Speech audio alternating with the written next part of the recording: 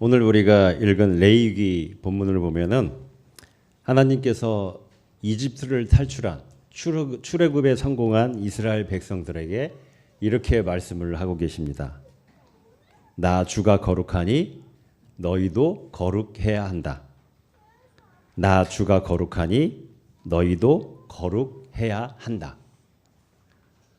거룩. 여러분 여기서 이 거룩은 뭘 말하는 걸까요? 거룩하다. 어떤 모습, 어떤 태도를 우리가 거룩하다고 말할 수 있을까요? 제가 오래전에 강원도에 있는 어느 수도원으로 피정을 간 적이 있습니다. 저녁에 식사를 하는데 제 맞은편에 영화배우 마동석 아시죠? 네, 마동석 같은 이만한 몸짓의 사람이 마주 앉아 있었어요. 그러면서 같이 밥 먹는 것도 인연인데 인사나 나누시죠? 하면서 저한테 말을 걸어왔습니다.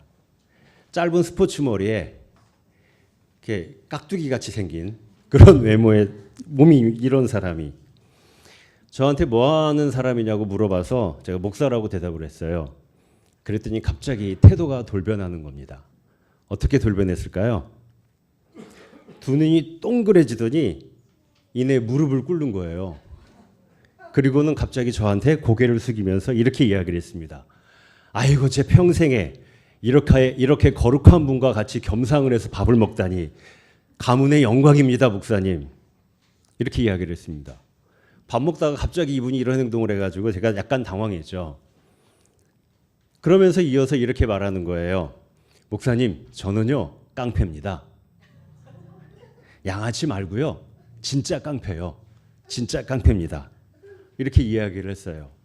알고 보니까 이분이 이 서울 경기 지역에 꽤 큰 조직의 넘버 3였어요.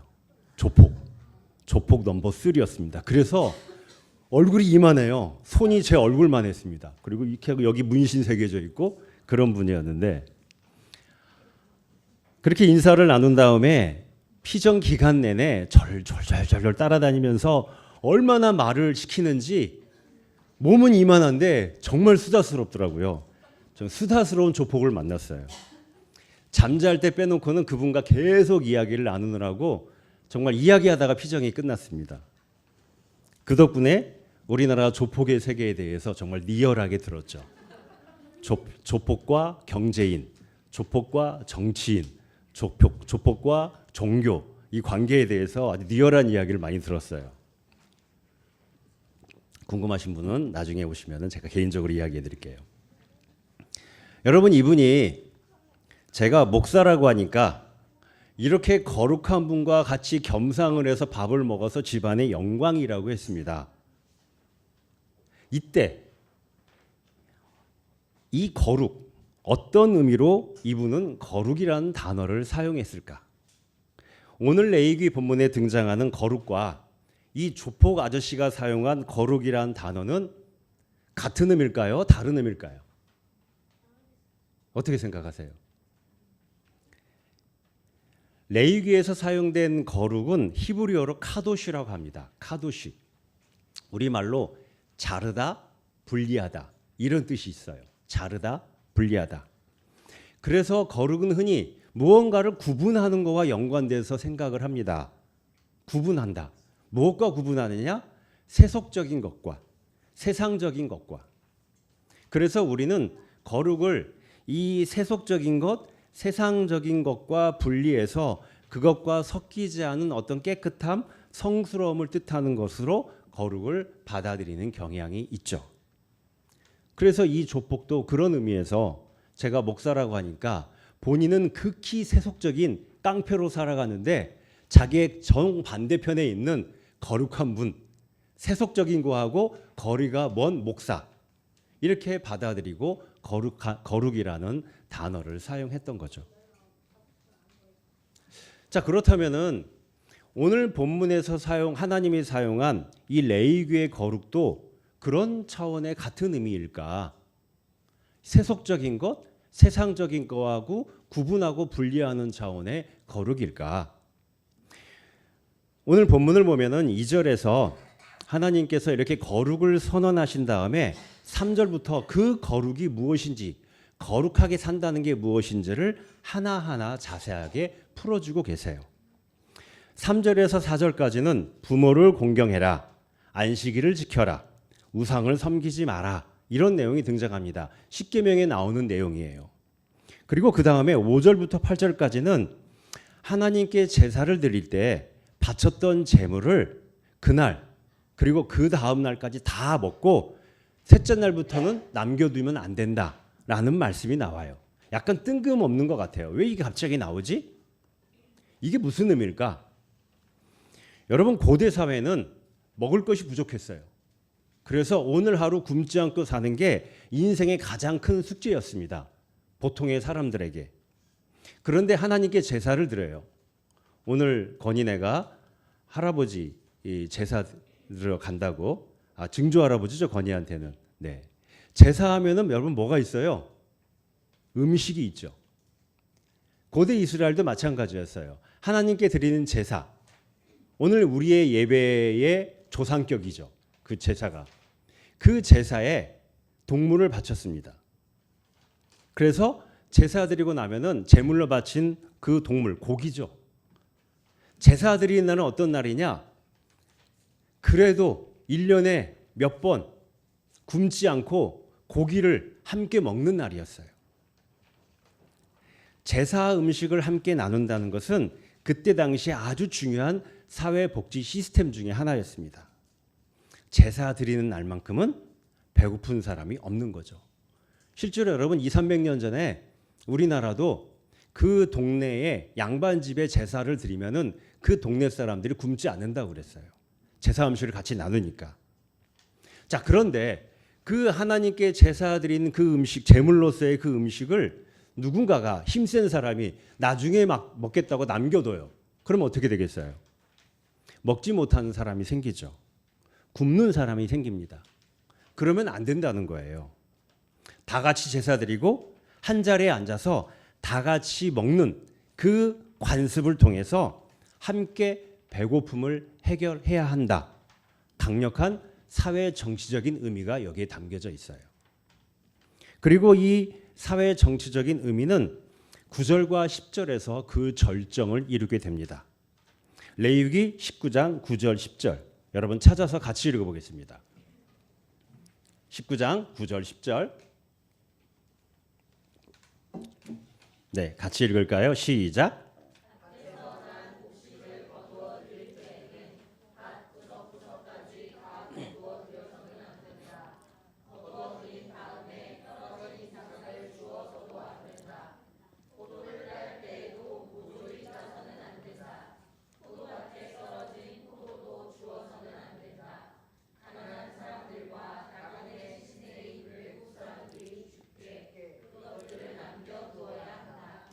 내가 주 너의 하나님이다. 내가 주 너의 하나님이다. 누구를 배려해야 된다고 말씀하고 있어요? 가난한 사람들, 나그네, 사회적 약자들을 꼼꼼하게 배려해야 한다. 이게 내가 주 너의 하나님이다. 하나님을 섬기는 거와 깊이 연결되어 있습니다. 부모를 공경해라. 안식일을 지키고 우상을 섬기지 말고 오직 여호와 하나님을 섬겨라 라고 하는 말씀과 연결되어 있어요. 부모를 섬기듯 하나님을 섬기듯 누구를? 이웃을, 특별히 가난하고 약한 이웃을 돌보고 섬겨야 한다라는 겁니다. 그리고 18절에 가면은 이 거룩에 대한 결론을 하나님이 이렇게 선언하세요. 다만 너는 너의 이웃을 너의 몸처럼 사랑하여라. 나는 주다. 다만 너는 너의 이웃을 너의 몸처럼 사랑하여라. 나는 주다. 여러분 희한하게 끝에 나는 주다. 내가 주 너의 하나님이다. 이게 들어가 있죠. 하나님과의 관계와 가난하고 연약한 이웃과의 관계가 깊이 연결되어 있어요. 하나라는 겁니다. 여러분 이것이 성경에서 말하는 거룩의 참된 의미예요. 거룩은요, 이 세상과 분리된 어떤 세속적이지 않은 성스러운 그게 아니라 세속의 한복판에서 함께 살아가는 우리의 이웃에 대한 우리의 태도를 말해요. 그 이웃들에게 마음을 열고 따뜻한 손을 내미는 것, 이것이 하나님의 거룩이라는 겁니다. 종교적인 차원에서 엄숙함, 구별됨, 되게 웅장한 성당이 상징하는 그것이 거룩이 아니라 이 하나님의 거룩은 매우 강력한 사회 정치적인 의미가 담긴 개념이라는 거죠. 이스라엘 백성이 탈출한 이집트는요, 거대한 피라미드와 화려한 성을 쌓기 위해서 사람을 벽돌을 생산하는 기계처럼 취급했어요. 한 사람의 가치는 그가 얼마나 많은 벽돌을 찍어내느냐에 따라 결정되었습니다. 생산성이 떨어지는 자, 병든 자, 노약한 자는 가차없이 그 제국의 울타리 밖으로 버려졌어요. 이것이 제국의 정치이고 제국의 사회 시스템이었습니다. 그 제국으로부터 탈출했어요. 그 이스라엘 사람들에게 하나님께서는 이제 그 이집트와는 다른 방식의 삶을 살아야 된다고 말씀하시고, 그 삶이 뭐냐? 그게 거룩의 삶이라는 거예요. 카도시, 분리하다. 무엇과 분리를 해야 되느냐? 이집트 제국의 방식과 분리하라는 겁니다. 사람을 구별하고 사람을 차별하는 이집트의 질서를 잘라내야 된다는 거예요. 그리고 모든 사람을 하나님의 형상으로 창조된 소중한 존재로 바라보는, 효율과 효능을 넘어서서 인간 자체를 그 존재 자체로 소중하게 바라보는 하나님의 사랑의 질서 가운데 살아야 된다고 말씀하시는 거예요. 그렇게 약자를 돌보고 지원하고 이웃과 손을 맞잡고 함께 더불어 삶을 살아가는 것, 이것이 거룩이라는 겁니다. 이것이 거룩이에요. 그런데 안타깝게도 시간이 흐르면서 이스라엘에서 이 거룩의 정신이 오히려 이집트의 시스템과 같은 방식으로 오염되어 갔어요. 그리고 예수님 시대에 이르면은 거룩은 그 이웃과 함께하는 이웃을 돕는 연대가 아니라 이웃을 차별하는 장벽으로 작동하고 있었습니다. 당시의 종교 지도자들에게 거룩은 자신의 종교적 깨끗함을 증명하기 위해서 온갖 부정한 것들, 부정한 행위를 하는 사람들을 속아내서 그 경계 밖으로 내어치는 채찍과 같은 역할을 했어요. 여러분, 복음서를 보면은 곳곳에서 이 변질된 거룩의 사례를 우리가 발견해 볼 수가 있어요. 예수님이 안식일에 병자를 치료하니까 바리새인들이 예수님이 안식일에 일을 했다고, 부정한 일을 했다고 맹렬하게 비난을 합니다. 한 생명의 안전보다 자신들의 깨끗하게 구별됨이 더 중요하다고 외치고 있는 거죠. 이들에게 안식일은요, 쉼과 해방의 날이 아니라 누군가 법을 어기고 더러운 존재가 되었는지를 감시하는 정죄의 날이 됐어요. 예수님이 죄인들, 세리들과 함께 식사를 할 때에도 이렇게 비난을 퍼부었죠. 이 사람이 죄인을 영접하고 죄인들과 먹고 마시기를 탐하는도다 라고 이야기를 했습니다. 이들에게 거룩은 부정한 사람들과 섞이지 않는 자기들만의 깨끗함을 의미했고, 그 깨끗함을 지키기 위해서 고통받는 이들을 공동체 울타리 밖으로 밀어내는 차별과 배제의 이데올로기였다는 겁니다. 그리고 그 대표적인 사례가 선한 사마리안 비유에 등장하는 제사장과 레위인의 모습이에요. 여러분, 이 제사장과 레위인은 강도 만난 사람을 보고 길 반대편으로 피해서 그냥 지나쳐 갔어요. 멈추지 않고 그냥 지나쳐 갔습니다. 왜 그랬을까요? 강도당해서 피 흘리며 쓰러진 사람이 이미 죽어서 시체가 되었을 가능성이 높기 때문이었어요. 율법에 의하면은 그렇게 시체가 되어 있을 때 그 시신을 만질 경우에 부정한 사람이 되는 겁니다. 근데 제사장과 레위인은 뭐 하는 사람이에요?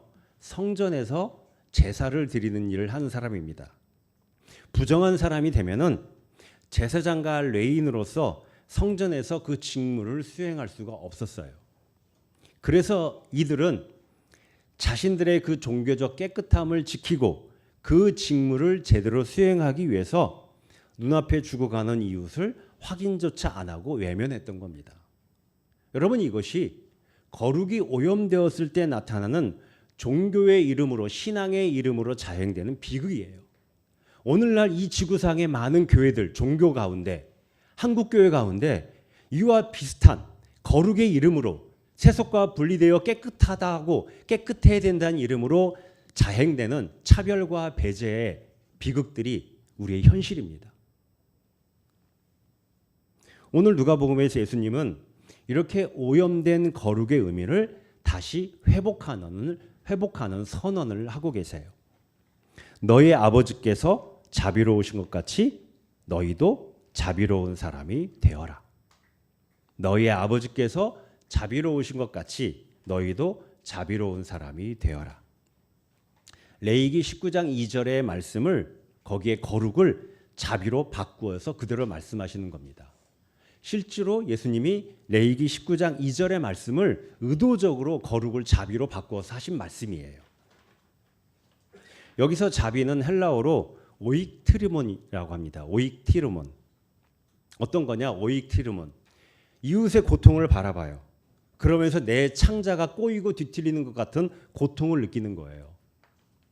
내 신체적 통증을 느낄 정도로 이웃의 아픔을 바라보면서 깊이 공감하고 연대하는 것. 이게 오익티르몬입니다. 예수님에게 거룩은 바로 오익티르몬, 그 자비 자체였어요. 부정한 것과의 접촉을 금지하는 장벽이 아니라 그 가운데 있는 이웃들과 오히려 접촉하고 손을 맞잡는 연대가 거룩이라는 거죠. 거룩이란 나의 깨끗함을 위해서, 나의 성결함을 위해서 누군가와 나를 구별하고 우리는 저 사람들과 달라요 하고 구별하고 구분하고 나누는 분리대가 아니라는 거예요. 오히려 그 장벽을 허물고 그 더럽고 지저분해 보이는 그것을 향해 나아가고 거기에 따뜻한 손길을 내어 맞잡는 함께하는 것, 이것이 거룩의 진정한 의미다라고 말씀하시는 거죠.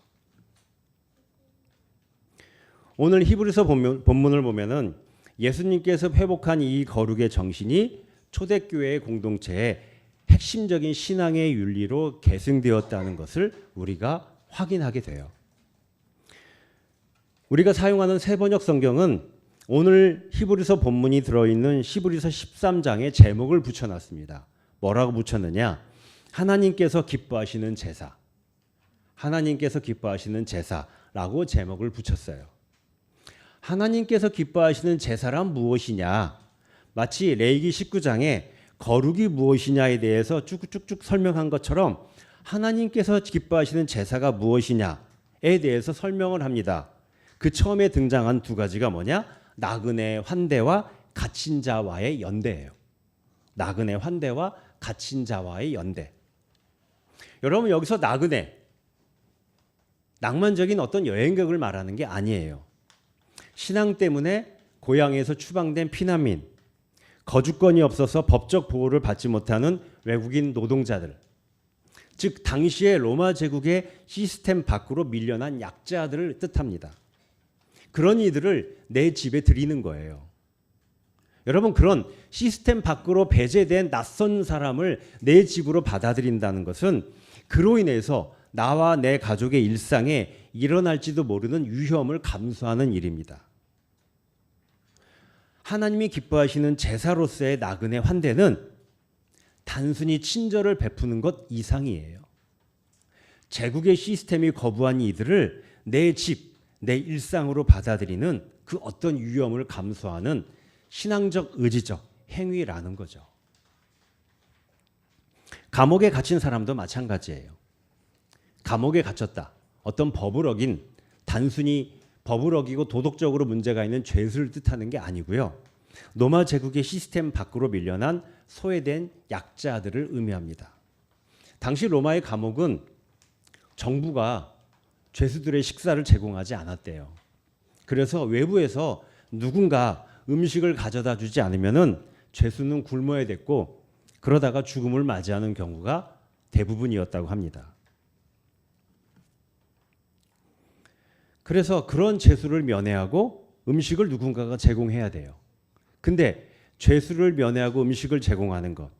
그때 당시 로마 시대에 사회적으로 되게 중요한 게 사회적인 명예가 되게 중요했대요. 근데 내가 죄수를 면회하고 그 죄수에게 음식을 제공해요. 그와 그만큼 가까운 사이라는 것을 공개적으로 드러내는 거죠. 사회적 명예에 심각한 타격이 오는 거예요. 공개적으로 어떤 사회적 낙인이나 수치를 겪을 수도 있고 혹시 같은 부류 아냐? 라는 오해를 받을 수 있는 위험을 각오하는 일이었습니다. 그래서 가족 아니면 아주 가까운 친구 아니면 하기 힘든 행동이 죄수들을 면회하고 식사를 제공하는 일이었다고 해요.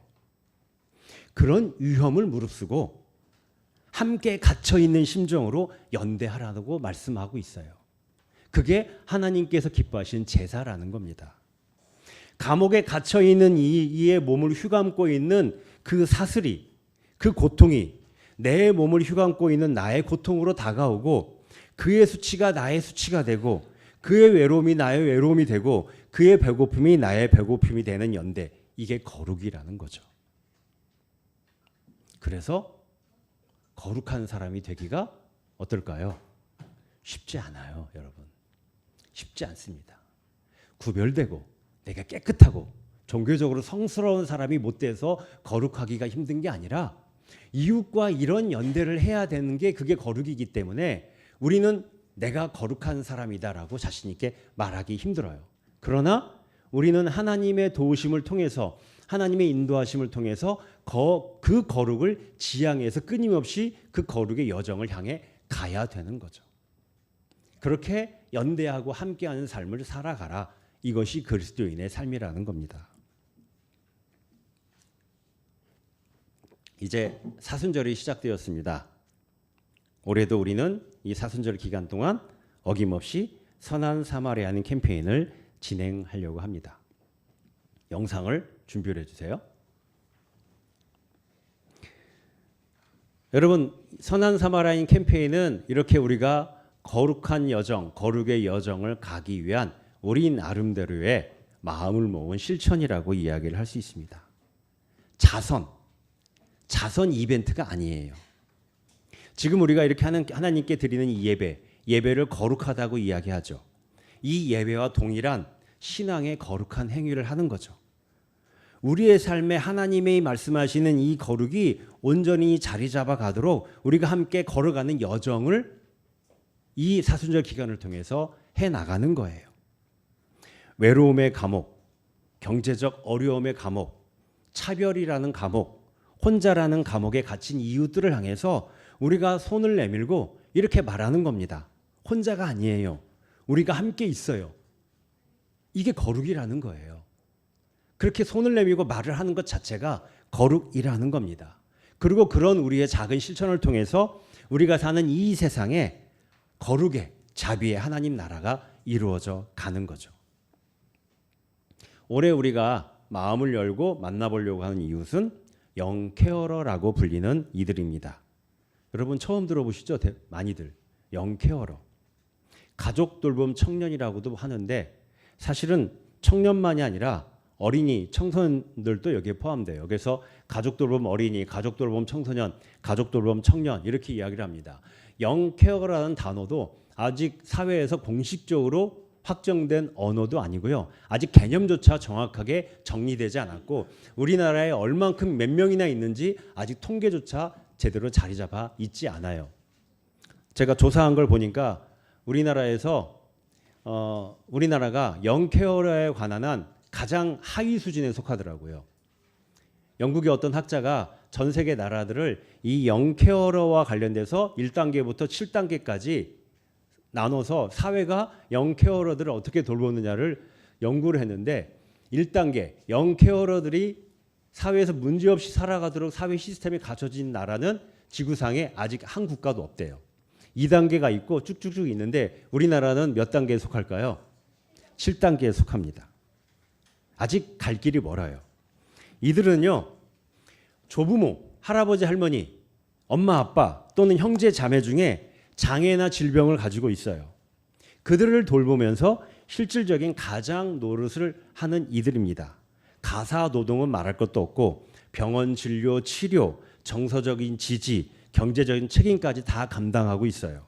그런데 여러분, 어린이, 청소년, 청년기, 성장기, 한창 누군가에게 돌봄을 받아야 될 시기잖아요. 그 시기에 가족 중에 누군가를 돌보느라고 정작 본인은 보호와 돌봄을 제대로 받지 못하는 거예요. 그런 상태에 놓여져 있는 우리의 이웃들입니다. 이들의 이야기를 들어보려고 했는데 아직 준비가 안 됐네요.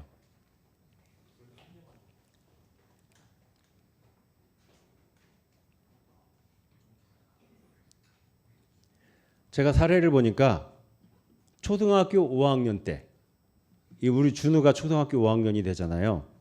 초등학교 5학년 때 엄마가 암 판정을 받으면서 동생을 돌보면서 영케어러의 삶을 살아야 했던 이제 중3이 된 소년이 있습니다. 시은이하고 같은 나이예요. 중3이 됐어요. 네. 이어서 이따가 이야기하겠습니다. 영상을 보고요. 1교시 수업만 마친 채 교문을 나섭니다. 지금 집에 가고 있어. 지금 나 한 5분 정도 걸릴 것 같아. 수능이 코앞이지만 다빈이에겐 지금 더 급한 일이 있습니다.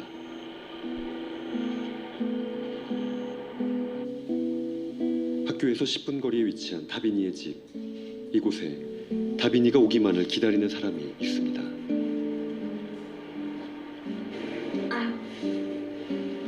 얼마 전 뇌수술을 받고 퇴원한 엄마 고미양 씨. 그녀의 뇌 속에 낙성 종양이 3개나 자리 잡고 있습니다. 2주 뒤로 예정된 항암 치료와 방사선 치료를 앞두고 지금은 기력부터 회복하는 것이 급선무입니다.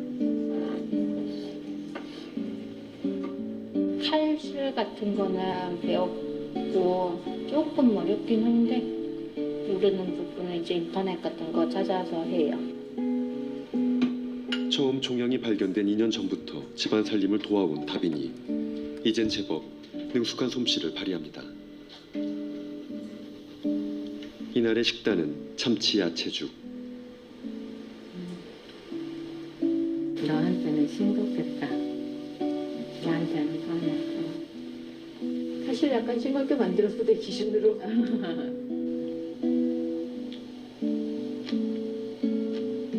밥도 저녁밥 이제 예전에는 제가 이렇게 좀 하는데 올해 들어서 거의 못했어요. 공부하는데 엄마들이 지원을 해줘야 되는 입장인데 저희는 반대된 입장이다 보니까 항상 애들한테 미안한.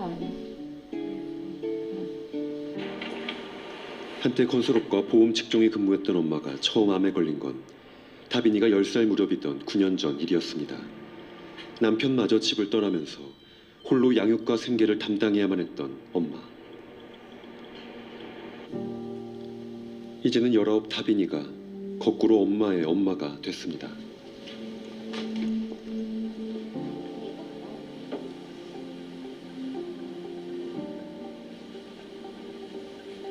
대장암에 이어 악성 뇌종양 3기 진단을 받은 엄마의 상태는 꽤 심각합니다. 3개의 종양 중 하나는 수술조차 하기 힘든 위치. 오른쪽 귀는 들리지 않고 시야도 점점 흐릿해지고 있습니다.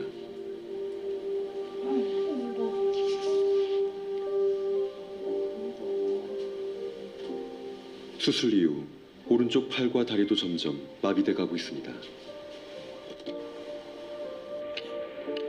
불편한 거동에 넘어져서 부상을 입은 것도 여러 번입니다. 다빈이 없이 혼자서는 외출이나 산책도 엄두가 나지 않는다는 엄마. 혼자 살라고 하시는 하는데 가다가 넘어져서 엉덩이 뼈 부러지고 사고가 그냥 의기치 않게 생기니까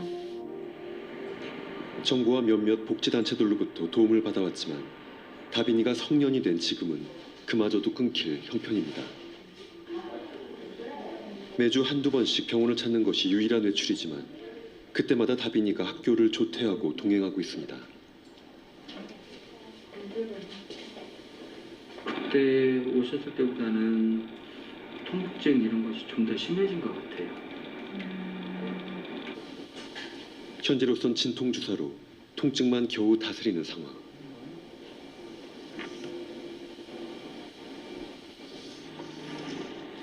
병원에서도 고3은 고3입니다.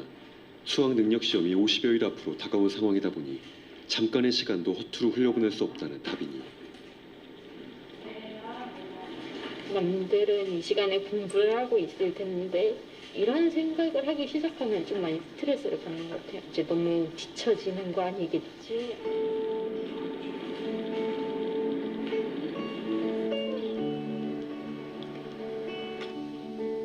고3 다빈이의 하루는 평소에도 엄마를 중심으로 돌아갑니다. 설거지와 빨래 같은 가사일과 저녁 식사 준비는 기본입니다.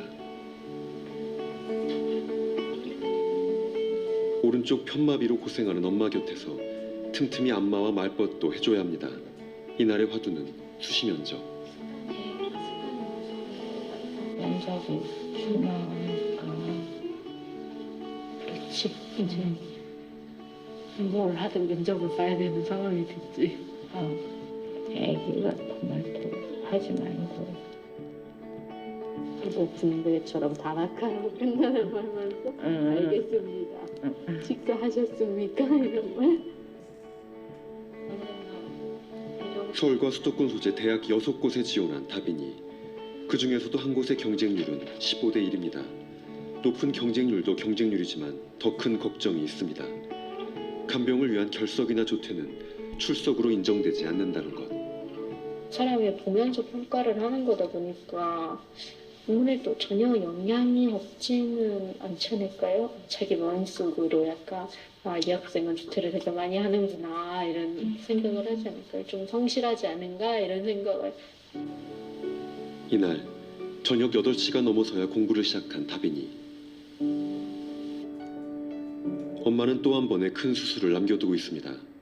대학에 들어가도 휴학계를 내고 엄마를 돌봐야 한다는 얘기입니다.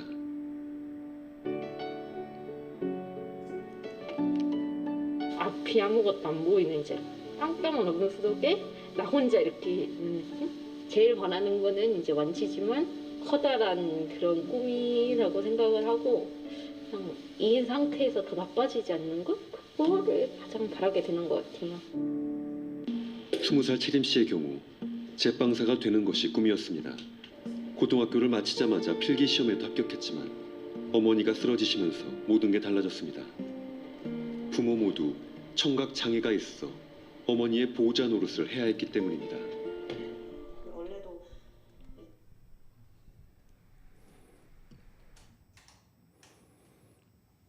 네, 이렇게 살아가는 10대, 20대들이 우리 주변에 얼마나 있을까요? 서울시에서 처음으로 얼마 전에 지자체 차원에서 조사를 했답니다. 근데 서울시에 700명 정도가 나왔대요. 근데 이 조사는 설계 자체가 잘못돼서 너무 적게 파악이 된 거고 외국에 연구된 것을 우리나라에 반영해 보면은 추정치가 한 30만 명 이렇게 이야기를 합니다. 이 지역 어딘가에도 이 영케어러 어린이, 청소년, 청년들이 살고 있는 거죠. 너무 힘들잖아요, 삶의 환경이. 그리고 효자, 효녀라고 부르지 말라고 해요. 그냥 가족이니까 누군가는 책임져야 되니까 내가 돌보고 일을 하고 아픈 부모를, 형제를 돌보는 것만, 할아버지 할머니를 돌보는 것만이 아니라 경제적 역할까지 합니다. 어떤 친구는 15살에 학교를 그만두고 하루에 3가지의 일을 뛰면서 하더라고요. 그러면서 고졸 검정고시를 준비하고 있고. 하나님이 계시면은 왜 이런 이유들이 있게 만들었을까? 그런 의문이 생기죠. 근데 인류 역사에 어느 곳엔가는 이렇게 살아가는, 아프고 힘겹게 살아간 이들이 있습니다. 왜 이런 일이 생길까? 이 아이들이 잘못해서가 아니죠. 인간 세상에 무언가가 이런 환경과 이런 여건들이 만들어지게끔 했어요. 그래서 하나님이 이집트를 탈출한 이스라엘 백성들에게 탈출하자마자 출애굽에 성공하자마자 강조한 게 거룩입니다. 너희들 이 세계에도 너희들이 살아가는 사회에도 그렇게 돌봄과 함께함이 필요한 이웃들이 반드시 있다. 그들과 함께하는 것이 너희의 몫이다. 너희는 이집트와 같은 세상을 만들지 말고 거룩의 세상을 만들어라. 매일매일 살아가는 그 일상, 살아가는 그 세상, 사회에서 거룩이 일상이 되고 그 거룩이 상식이 되는 그렇게 함께 더불어 살아가는 결코 혼자 있도록 내버려 두지 않는 세상을 만들어야 된다.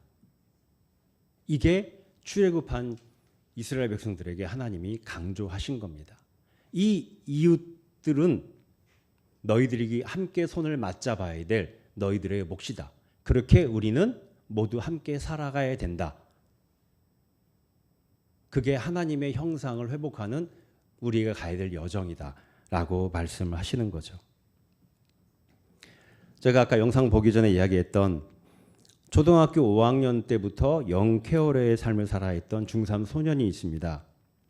괜찮다고 하면서 당연히 해야 될 일이죠. 엄만데 라고 하다가 학교 수업 중에 갑자기 울음이 터져가지고 울어버린 적이 있대요.